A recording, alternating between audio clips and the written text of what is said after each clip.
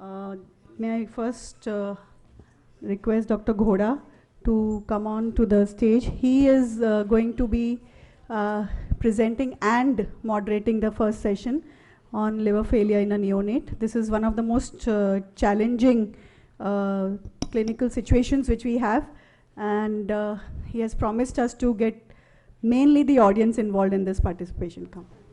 Very good morning, everybody. May I please call upon the panelists, Dr. Priya Kishnani, Dr. Seema Alam, and Dr. Yachha, please, on the stage.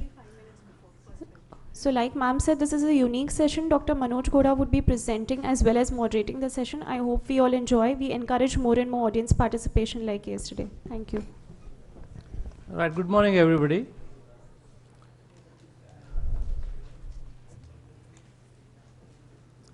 First of all, I think I will acknowledge my gratitude to Dr. Abha Nagral, not for inviting me here, but because for starting this academic activity. Way back in 2004, I think she had the first meeting in the same hall I came here, and we have duplicated the same model. So there can't be better compliments than that. And I think at least in Maharashtra and Gujarat, pediatricians, general pediatricians have become sensitized to pediatric liver disease.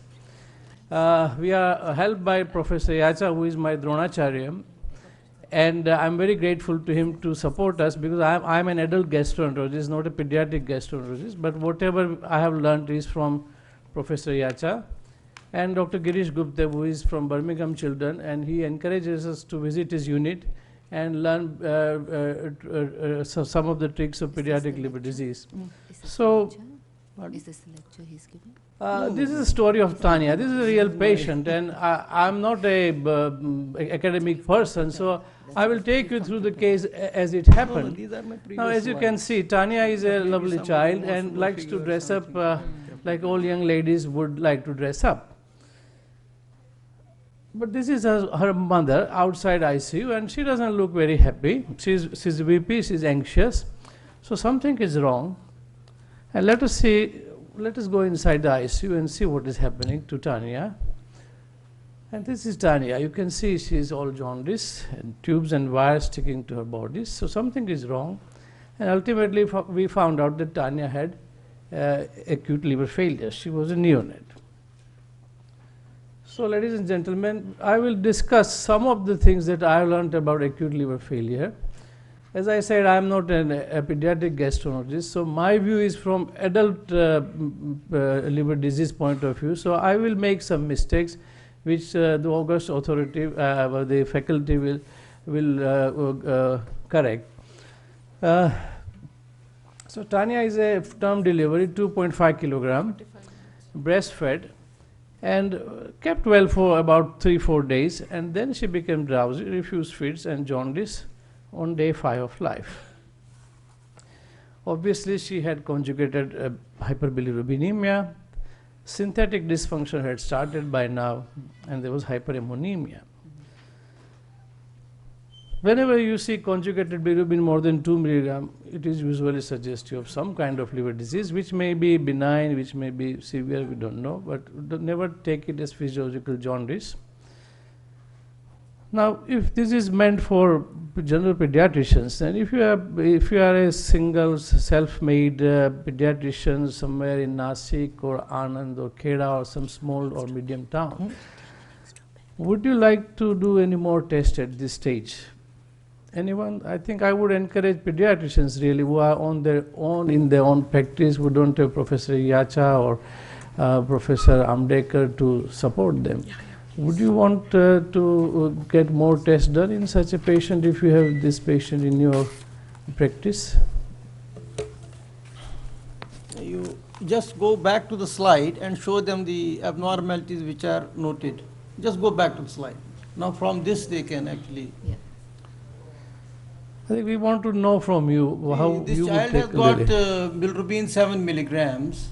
What is the, anybody would like to qualify it further, what is bilirubin level? Further you want to know anything on the bilirubin? Total and Direct. Yes. What is the direct fraction? Direct about 70%. So this is conjugated hyperbilirubinemia. Okay. And second point is, what about the, he has written already given a lead, synthetic dysfunction. What does it mean? No, no, synthetic dysfunction. He has further qualified it down. He has written two parameters there. INR and Prothrombin albumin. time, isn't it? 20 seconds. Who ask him what is the control? We don't know what is the control. What's What is the INR? control, sir? Prothrombin twice is in 20s. It's high. 13 would be the control. 30. So it will be around, say, what will be the 1.5. INR? 1.5 or something. 1.5, nearly 1.5 is the INR. And what is the normal INR? Can you tell us what is the normal INR? Quick, quick. Normal INR in a newborn baby. 0.9 to 1.2. 0.9 to 1.2 should be the normal 0.2, INR for a baby. Here it is 1.5. So it is abnormal, isn't it? That's one point. What is the second thing he has written? Synthetic dysfunction. Albumin is 2.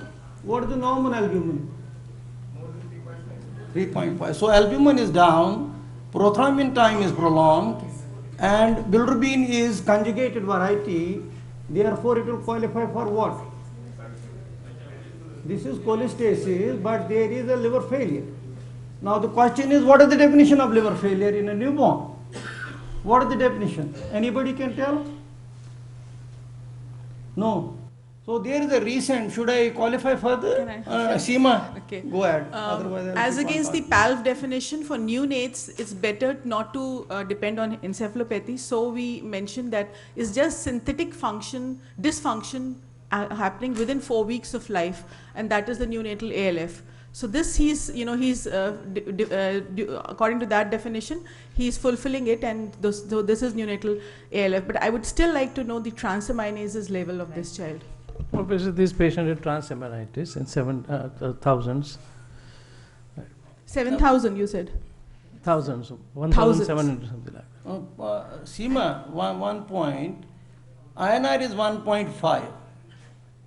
But normally, what is the definition? Is 1.5 with encephalopathy, or the pediatric acute liver failure So that group. is a PALF definition, and that's I what- agree that looking at encephalopathy in this age group is very difficult. So they have tried to, I also agree that there's no set recommendation, but what they say is that in the paper from King's College, they've said that take any synthetic failure during first 4 weeks of life as acute liver failure. So All right. Okay. This is corrected PT or this is without? yeah, that Without. is an Vitamin error. K. This is without. Huh? So it has This to is be without. corrected. It is not corrected yet. It This has is to be not corrected. Okay. You understand So- corrected? Corrected PT. After giving With vitamin vitamin K, K. Yeah. At the least 2 normalizes doses. or gets reduced, so Yeah. that is the corrected one. 2 doses consecutive 6 hours apart. Okay. Next. Yes, Dr. Ghoda, you have straight away gone to hyperammonemia in this patient. Gone to ammonia. No, not me. It is Normally the- we don't do ammonia Yeah, at yeah, this yeah. stage. This is the finding that we got. This is Okay, hospital okay. number 1. Okay, right. Any more investigation? I think we want Second pediatricians. thing, sir, Dr. Ghoda, one more thing before we proceed further. Is there any family history? There is no family history of consanguinity, and this is the first child, so no This is family the history first available. child? Yeah, yes. Okay. Anything in the antenatal period would be very important to know in this patient. No antenatal history. Anybody would shed light on that? Why we are asking antenatal history? What antenatal history? Now Priya will Yeah, tell go. you why. No, go ahead, sir. No problem. They are not telling us, therefore you will tell them. Right, so in terms of antenatal history, what would you think about? Torch, yes, yes, yes, yes. Anything else?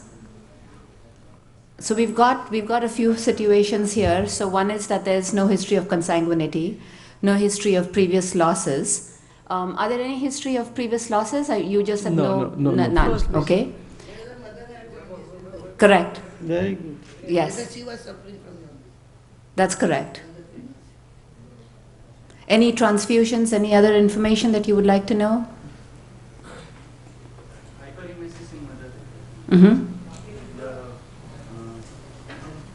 PIH and Hellp syndrome in the mother. Correct. Yeah. Correct. That's a very important. So that would be what in the third trimester? What would you want to know? For the Hellp syndrome, right? So is there any information whether the mother was pretty comfortable at the time of Mother labor? was okay, pretty comfortable. Okay. So what are the causes of Hellp syndrome? Would you elucidate? What causes Hellp? What causes Hellp syndrome? Please use the mic. Please use the mic. Hello? Come to the mic. Come to the mic. Just request everybody to come to the mic and use it, please. Yeah. Usually it's PIH in the mother, but metabolic liver disease running in the family can cause. Which? Right. Which ones? Which ones could you think about? Something like fatty acid oxidation. Yeah. Exactly. Yes. Long chain. What others? LC had that deficiency. CPT, CPT1 and CPT2 also, and now more recently we've even heard about MCAD deficiency, which could result in this kind of situation. Dilate on what is Hellp actually. Hellp, Yes, yeah. could you emphasize what Hellp is, since you're talking about it? Full form. Yeah. Hellp is a disorder in mother in which basically HE is hemolysis. H is hemolysis, EL is elevated liver enzymes, and LP is low platelet count. Yeah. So it comes as a triad in mother. Correct. So how would you look for metabolic causes? Supposing the mother did have Hellp syndrome, how would you proceed in terms of the workup? What would you do? What would you do? What? Yeah. What? In the test? mother and the child, right? In this situation? Yes, in terms of investigations, how would you work up someone if there was a positive history of Hellp syndrome in the mother? If there is a positive. Yes. We need a lipid profile of the baby and basic cholesterol, triglycerides. How would that help? Sorry, I didn't get. For Hellp syndrome, supposing the mother had Hellp syndrome, how would you evaluate for metabolic causes? We have to get the first fasting blood sugar, ketones in the acidosis. We have to get LPG, lactate, and then we can proceed on the basis of these investigations. Right. So I think the very simple thing is actually an acyl-carnitine profile. I don't know how commonly it's available, but that gives a lot of information.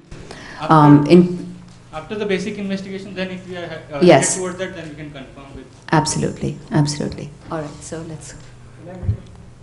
Yes, sir. I think just because it's a liver disease we are talking about, the first thing would have been a neonatal sepsis. Don't get carried away Yes. by saying that every time you see a direct killer, then it's a primary liver disease. I want to tell Until you saw ammonia, you are not Yes. sure whether you are dealing Yeah. with a primary liver disease. Even a PT and INR can be prolonged with sepsis, DIC. So far more in our country is a neonatal sepsis. Don't miss that. But moment you have an acute liver cell failure, that's not a manifestation of a neonatal sepsis by and large. That's where an ammonia comes in. Right. And I think neonatal sepsis and inborn error of metabolism look absolutely alike. History might differentiate to some extent, but far more common is a neonatal sepsis. You need to look at whether this baby has had a susceptibility to neonatal sepsis. Has there been any other factor? And I think then get on to IM. 100 times more neonatal sepsis than an IM. Okay, I have a point to put here. I agree with sir that neonatal sepsis is something that you should think about first, but also at the same time, I feel that the pediatricians should go back with this one message, that neonatal liver failure may not come with really red tag signs. You may have just a listless baby, may have just a baby who's not, not having a good cry reflex, maybe a baby who's not feeding well. So after neonatal sepsis or after the common things that you have ruled out, neonatal liver failure should be there in your mind, because you may not have very telltale signs of liver failure in these babies. Investigations, anyone would want more investigation here? Yeah. Transaminase we have in 1700s. GGT we don't have in this patient. So is normal, within normal. Is the AST higher than the ALT? AST was higher than it. Okay. Yeah, why do we ask that question?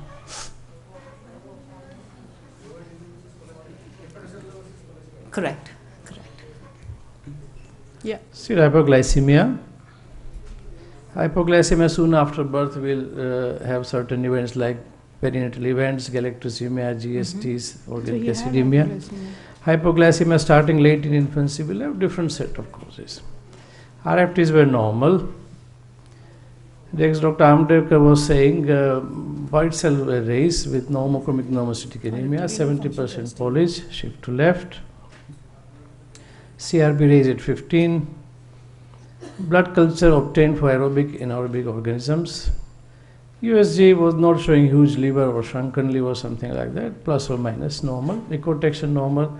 Collapse GB, CBD could not be visualized. And chest X-ray was normal. What would you do now if you are a pediatrician all along? I think this lecture is directed to pediatricians. Would you give one of those cocktail and think that everything should be okay? Would you refer the patient to higher center? Some people have tendency to refer everything to higher center. If anything more than cough and cold, send to higher center. Or as Dr. Amtekar was referring, treat sepsis and reassure the patient that once the sepsis is clear, everything will be okay. Fine, don't worry.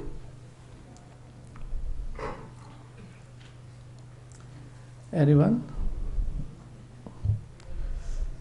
Okay, this patient was transferred. Yes, madam. Actually, he should ask about.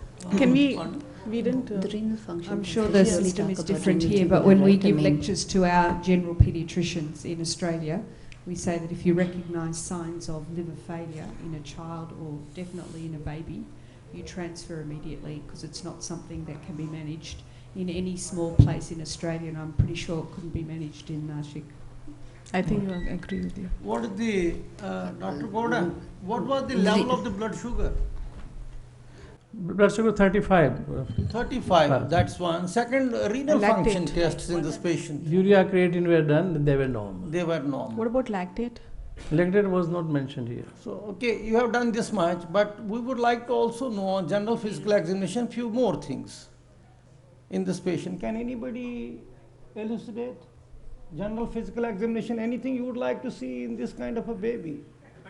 Hepatomegaly, obviously. There was no gross hepatomegaly. No. Besides that, any other thing was there in the baby. It is not just liver and spleen and you close your mind. Is there any rash that would be? Though no skin rashes. No skin rashes were there. Which rash? Else? Pardon?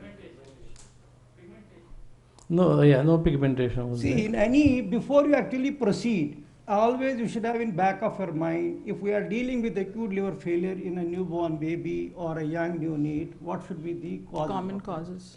The common causes what has been described in the literature are neonatal hemochromatosis. One. Second is the herpes simplex virus, HSV1, HSV2. Then there can be what's called the hemophagocytic syndromes, number 3.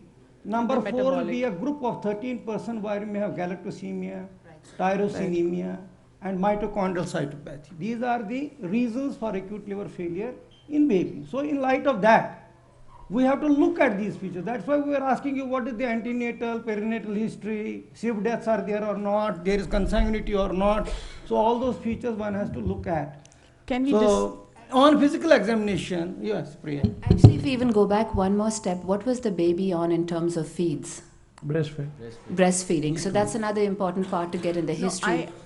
I have a question. Based on whatever he's told us with the liver function test and the synthetic dysfunction, can we differentiate between between these differential diagnoses that Dr. Yachha has just mentioned? Can we do that based on just these liver function tests? See what will happen in NH, what will happen in HSV, which is the common infection, what will happen in the metabolic liver diseases, what will happen in in the indeterminate cases. How will these liver functions be able to give us any indication towards? There are studies which have shown that NH will have very low transaminases. The transaminases that he has mentioned will not go into NH. Everything else will fit into NH, but not the transaminases. Whereas NH? HSV, Seema, let me complete. What is NH? Oh, neonatal hemochromatosis. Because talking to pediatrician. Yeah, Ujjwal, let me complete. Neonatal hemochromatosis will not have AST, ALT very high. The bilirubin will be high. The coagulopathy will be very high. That is, the INR will be very high. Now, if you go on to HSV, there the transaminases are going to be way high. They'll be 10,000 and 15,000, whereas the bilirubin will be moderately elevated and the coagulopathy will be present in these patients. The last one is that the metabolic liver disease, if you look at metabolic liver disease, everything will be moderately elevated in metabolic liver disease. Then sir talked about HLH.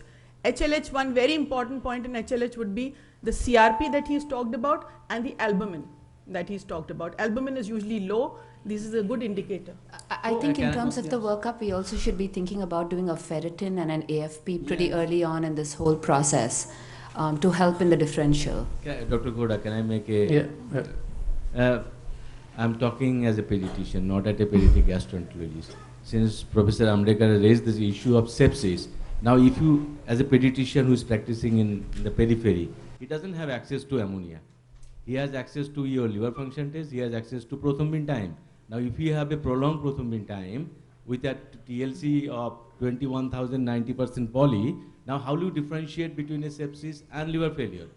Just prothrombin time is going to be deranged in sepsis also. So you have ammonia, that's why you are stressing. Now as a pediatrician, my question will be how to recognize liver failure with this minimum set of investigation. I think, of course, first we'll do the blood culture if you got positive. But still, you have a clue there. How did the baby behave in the first 4 or 5 days?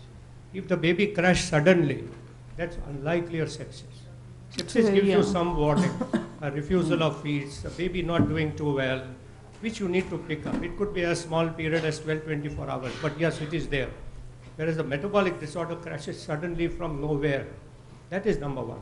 Second is that most of the metabolic disorders, you put them nil by mouth, push an IV, many of them start looking a little better because you have taken away the insult temporarily, whereas the sepsis will go on worsening. That's another thing. Sepsis often has a pancytopenia at that age. Sepsis comes with hypothermia. Okay, so I think these are subtle things. Then as I said that, is this child on day 5 anyway at risk of getting a sepsis? So you look at that too. If this child had no perinatal risk, purely breastfed, where is the risk? There is hardly any risk. But we keep in mind the congenital infections as well at this point of time. 2.5 kilo is a little low borderline weight. A low albumin could be just the effect of a fetal liver problem coming out of a congenital infection. And it's not rare to see a low albumin at neonatal age because of several prenatal factors or perinatal factors. So that doesn't tell us that. But I think if there is a problem that is difficult to diagnose, I'll keep both in mind. Look at septic screen. Okay, start 2 antibiotics, send blood culture, and in the next 24 hours I'll know what is happening. The baby looks different. Moment I stop feeding, I get on IV, I correct glucose if there's a hypoglycemia, I treat symptomatically. If baby looks much different, I'm dealing with an IM. Otherwise the sepsis won't improve. You want to say anything? One of the points really is that actually the low glucose and the hyperammonemia could be just the after effects of acute liver failure. So I mean, it may not be the primary cause, it could be an event. So just looking at the low glucose in itself does not give the complete information. And so your point is very well taken, sir, you know, that you start the IV fluids and you see how you can correct a lot of these parameters. But in terms of what you had mentioned, I think in terms of renal function tests also early on, if you're really trying to rule out a renal tubular acidosis, your renal function tests could appear completely normal. So I think even checking for kidney size and also checking for evidence of urine losses for electrolytes, etc., can help you in your differential quite early on with simple tools. Very good. Very true. On examination, you should actually look for the vesicles. Search for the vesicles. Vesicular rash. Search for the vesicles because herpes is one of the causes of acute liver failure. And they may be hidden on the scalp or vaginal discharge or any kind of history in the mother. That becomes important here. That's why I was asking what is on general physical examination, what all you should look for. Sorry, I think I would agree with you that the history in the mother is very important of genital warts, which is often, you know, missed in this situation. Yeah. You know, the vesicles on the baby sometimes take a little bit longer to appear, but the herpes are, when you see the herpes, some of them are really fulminant, meaning within 24 hours they would have deteriorated so much that, you know, you will not have time to transfer them to a center. And there's no point as well because it's multisystemic sepsis at that time. In fact, what the transaminase is here, what he is telling us is 1700. Yeah. It's not very that high. So that should be kept in mind. Not that it is diagnosis here, but it should be kept in mind. So the other part that I also want, I think we often figure about it, but because one of my interests is the glycogen storage diseases, one cannot exclude a GST type 4 in this situation with very high liver enzymes and a very high PT and synthetic liver failure. So that's something that really has to be kept early in mind, because in this situation there's not much you can do. Fifth day onward, you would Yes. consider it even on the 5th day? Yes, absolutely. There is the perinatal. GSD No, type 4? no, not for a GST type 4. You can actually see it quite early. Within the first week of life, you can see it. Absolutely. Acute liver failure. Absolutely. Yeah.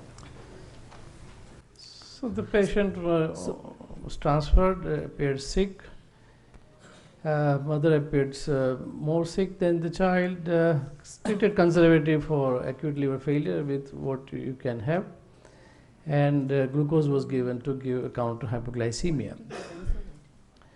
Other measures one would take in the clinic would be to restrict fluids, restrict sodium, broad spectrum antibiotics, as Dr. Amtekar rightly said. Monitor the acid-base status. As Dr.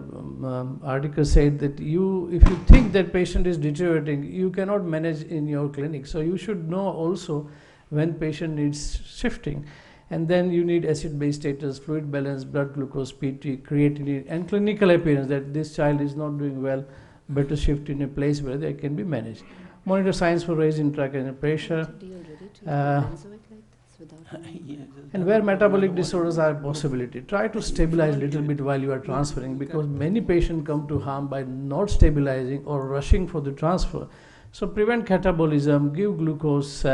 It won't do harm in most of the cases unless you have pyruvate dehydrogenase or pyruvate carboxylase deficiency. You can cut down the catabolism and limit the intake of off-feeding substance if indicated, like protein in urea cycle or fat in fatty acid oxidation disorder. So first lesson is stabilize the patient without bothering to find out the cause, because cause will become apparent once you have stabilized the patient. And second thing, as Dr. Amtekar was rightly pointing out, when you consider sepsis, look for the focus. I think Dr. Seema also said the same thing, that they always look for the focus. From adult point of view, I'm talking from adult gastroenterologist point of view. For us, sepsis is a symptom. Focus has to be there. Pediatricians think other way around, but still there are cases where you may have sepsis, but focus is not found out, and patient will come to harm. And third is, when metabolic disease is suspected, don't panic. Try to stabilize as much as you can before you transfer the patient. Patient should be transferred in a good state of health. Now, if you are a pediatrician, you would wonder how should I go about this case? I have used the word nightmare because I've been seeing pediatric liver disease cases for the last 15 years, and every time I think I know everything, there are cases where you don't know anything about. So it can be a nightmare in some cases. So this is the approach to a case of pediatric jaundice. It's my own simplified approach, but faculty will help us to form a reasonable approach. Now, one thing a pediatrician should never do, and I have seen it so often, is to say that inflation will be down in, say, 5 months, 6 months. Is to say that everything will be okay in 3 months. I've seen so many parents complaining that they went time and again to pediatricians that my child is jaundice, not doing well, obviously not in liver failure, but pediatrician keep reassuring that everything will be fine. Just keep sunlight, wait for 3 months, and by that time everything is lost. So never ever say that. If you are not sure, schedule a follow-up visit if child is not very ill, and if child is ill, admit the child. It will be better to admit in such cases than to regret later on that we didn't act in time. That things are going well and child is thriving, or send the patient to me. Now this will look more arrogant, I think, but in present scenario, I am from Gujarat, and we all Gujarati think that we have solution for all the problems. So it's all genetic, and I think you will pardon me if I am in that mood now. And I actually expected Dr. Abha to send me a car with red bacon light yesterday. So I'm a little bit disappointed. Sorry, Dr. Ghoda, is it the solution to the problem or is it the source of the problem? I know. See which side you are. Indian Pediatrics in August came out with an algorithm which is about neonatal cholesterol syndrome, very intimidating looking algorithm which I have tried to simplify. My main concern is that the algorithm starts at the age of 14 days. By that time, many times patient is dead or there is irreversible damage. So I have revised my own approach because we don't have a Professor Yachha or Professor Podar to fall back to. We have to work somehow. So this is my approach, and correct me if something looks very unusual. First, basic is see whether it is conjugated or unconjugated. If it is unconjugated, there are different reasons, and it is going to be discussed later on. If it is conjugated, we are in the business. Generally what we do at this point when we see a child with conjugated hyperbilirubinemia is to define whether the patient is in liver failure or patient is without failure, because there are some causes which can cause liver failure and there are some causes which will cause liver failure but very late, when you have kept patient in dark that everything will be okay, wait 3 months more, then obviously any patient will develop liver failure. Failure, as we have discussed, sick child, gross metabolic disturbances, coagulopathy, ascites, edema, and jaundice is non-sick child, coagulopathy is reversible, and things go at a very low tempo. This was, I think, discussed earlier, so we will not dwell too much, but could be pregnancy related. So history is crucially important. I think that history of mother's history, antenatal history, history of fever, skin rash, genital warts, etc. And there you will have your torch, your hepatitis, herpes simplex hepatitis, hepatitis B, etc. Structural defect, in my experience at least, it never causes acute liver failure, so we'll rule them out. Metabolic disease, as I think Dr. John was saying, are very important part of the liver failure, and they must be kept in mind. Then viral disease other than torch could be doing this. And there are, in our practice at least, there are 70% of cases where in spite of doing quite reasonable number of tests, we don't have a clue what's going on. So pregnancy history of consanguinity, other children are being affected, and abortions are crucially important to come to some conclusion. Metabolic disease, one word, that if you see a child where there is acute illness following a period of normalcy, just like what happened in this child, then there is a strong possibility that we are dealing with metabolic illness. Intermittent illness for no obvious reason, sudden deterioration, recurrent unexplained vomiting, failure to thrive, aversion to certain food, or illness started after certain food, jaundice or organomegaly will all qualify for metabolic underlying metabolic disease. That's when your alarm bell should start ringing. Now, age at the onset of jaundice, as Dr. Kishnani was saying, certain diseases are common at certain age and certain diseases are uncommon at certain age. We discussed that yesterday. For example, if you have liver disease, liver failure present at birth, jaundice on day 1, then there can't be many causes. You can't have Wilson's disease or galactosemia or tyrosinemia.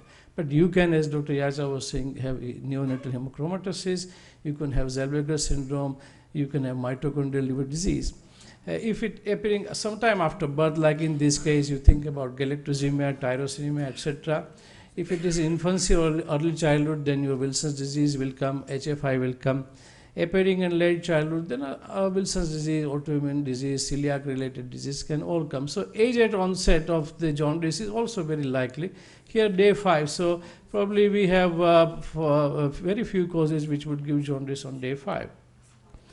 And associated system involvement, as it was rightly pointed out, renal involvement, nephromegaly, renal tubular acidosis, renal failure, CNS involvement in form of meningitis, encephalitis, or demyelinating disease, cardiorespiratory involvement in mitochondrial disease, fatty acid oxidation disorder, and hematological involvement, as somebody pointed out, DIC and hemophagocytic syndrome. So this will give you a clue as to what you are dealing with, and your mind at this point should work like a dual core processor. You have to assemble all this information to come to some conclusion. You can't just rely on LFTs or one single set of tests and say that this could be this only. So, The LFTs will give us a direction. yeah. And then we can follow and see as to which could it Yeah. be.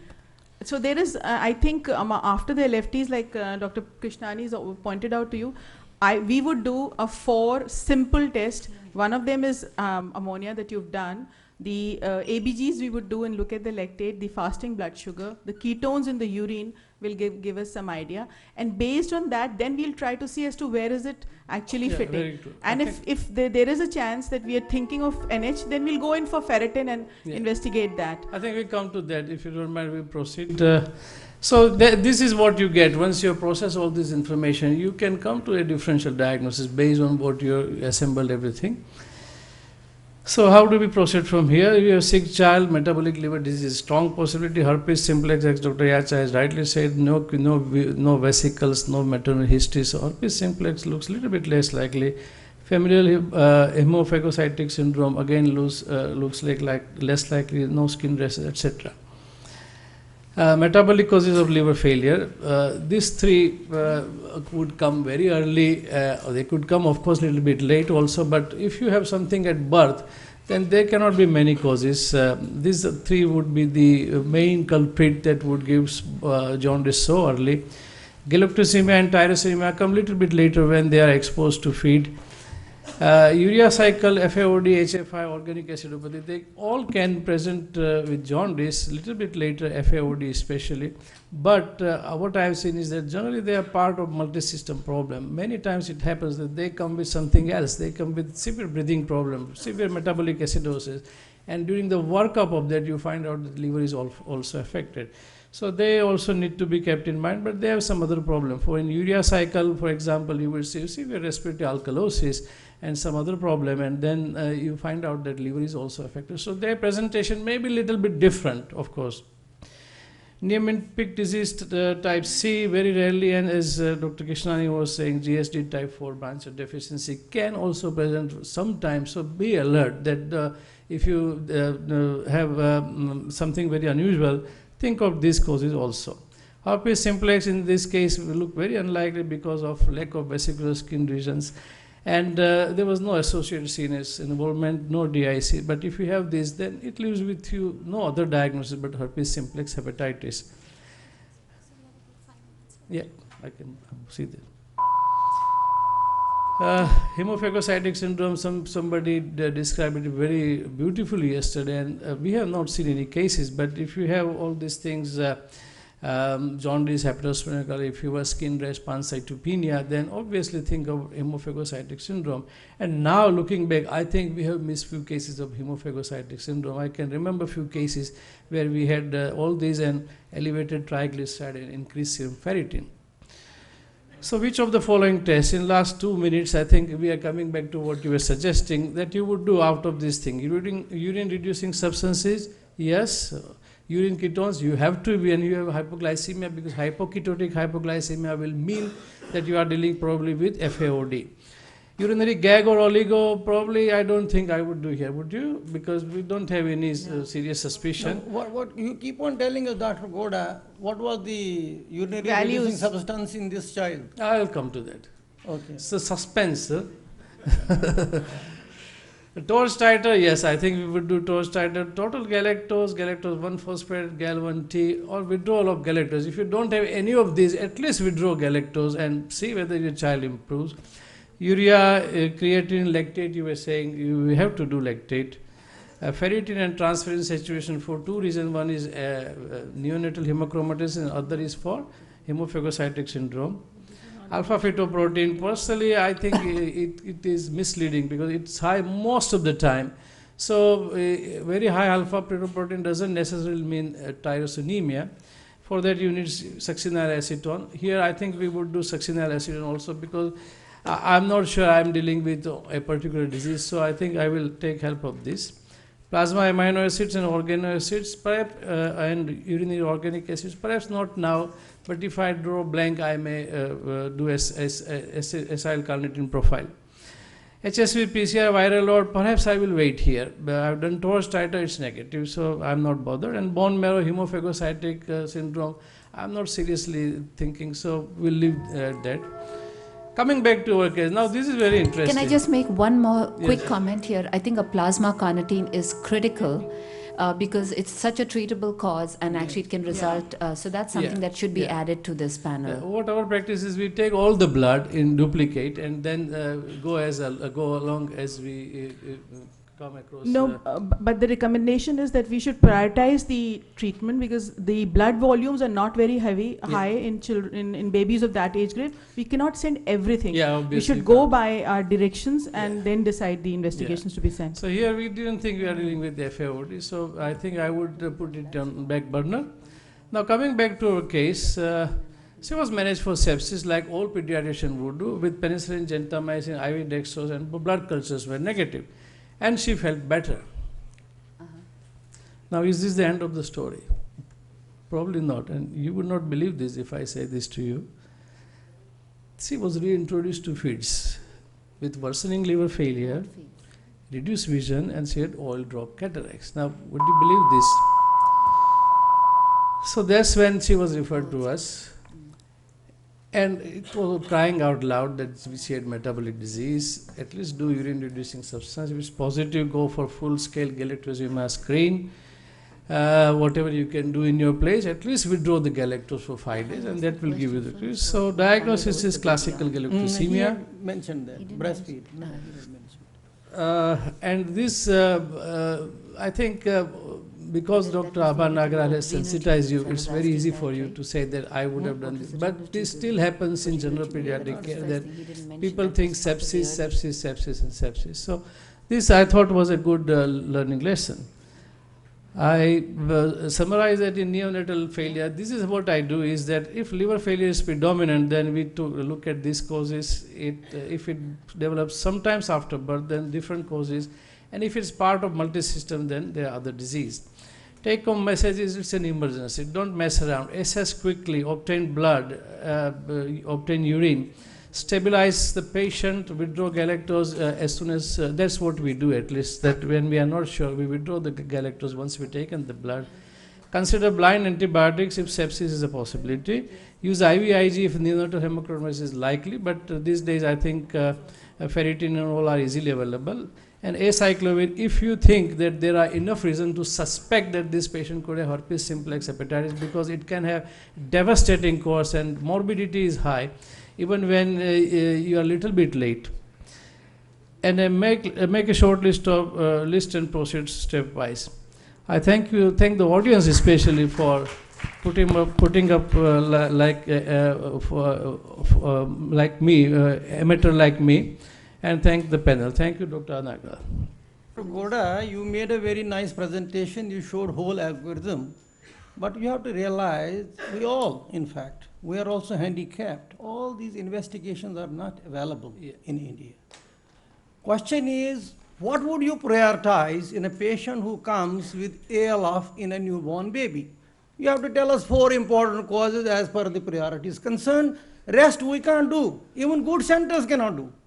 You tell us those 4 things. One is the galactosemia because it is treatable. Galactosemia, tyrosine because both are treatable. Herpes and IVIG, neonatal hemochromatosis are my 4 important because this patient and can be carnitine salvaged. also. Yeah, acyl carnitine of course. But right. at birth, perhaps I have not seen any. I would see fatty acid a little bit later on. But yes, I take your point. So these are the 4 important things, which 4 or 5 important things where we should actually hammer. See, one is herpes simplex, galactosemia, you can simply withdraw the lactose from the diet. Fructose is not a possibility here, you have not introduced anything here. Yeah. Urea cycle, not at all, because jaundice is not a presentation of urea cycle. So 4 or 5 things you should remember: acute liver failure besides sepsis. I was thinking whether sepsis could play a role here, because your INR is just 1.5.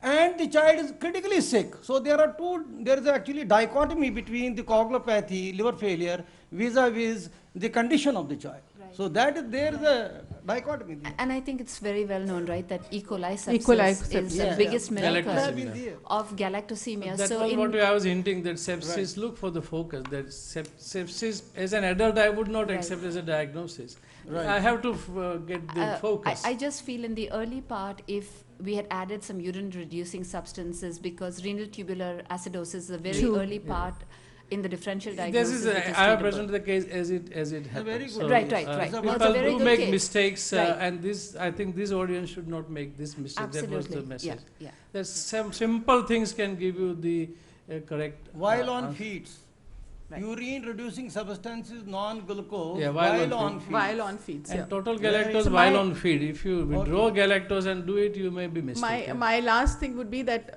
suspect neonatal liver failure in a baby who's looking listless, not looking good, not taking feeds, because you will find no further signs. This is what you have to look into. Maybe it's neonatal sepsis first, you see that first, and then later on this. The second thing is prioritize, find a direction for the management first. Prioritize the blood samples that you have to send, and take him off all feeds for at least 48 hours till you can decide as to which one of the metabolic liver disease could be. Thank you very much, Thank you. Dr. Ghoda, for an excellent presentation and the case. Thank you. So one question I want to ask. Regarding FAP transfusion, what will be the cutoff for PT? Because sometimes you are faced, the baby is not bleeding, but and we don't transfuse FAP, and You should sometimes not they give- catastrophic deteriorate after GI bleed. Yeah. So what will be the cutoff of giving FAP? Unless he bleeds. Yeah, unless he bleeds, There should be no one. INR Otherwise, goes you're above only 7, going to something create like that. problems with the INR. You have to have a look at the INR to see if the baby is improving or not improving. So you'll create confusion there. So unless and until there's a bleed, I think there's no need Because for I FFP. lost, my sister-in-law lost a baby because PT was 1.8, FAP was not given, and within 6 hours the baby deteriorated. See, ALF is well known for having procoagulants and anticoagulants in a good balance. So very rarely they do bleed. But yes, if they bleed, then you have to give FFP. 1.8 I think it's hard luck, what we can say. Because is that baby PT was 1.8, that is 18 seconds. I mean, we can all 1.5. express Oh, our this sympathy. baby died of what? Hello? This Yes, sir? baby died of what? Since You the said 1.8. acute liver failure conjugated So hyperbilirubinemia. that is not because of coagulopathy this baby has died. It is because of the cerebral edema and the brain component rather than the bleed. 80% So fresh frozen plasma is not going to work for that. Alright, sir. Right? It is not that 1.8 caused death. It is not that in this child, in your baby. Okay.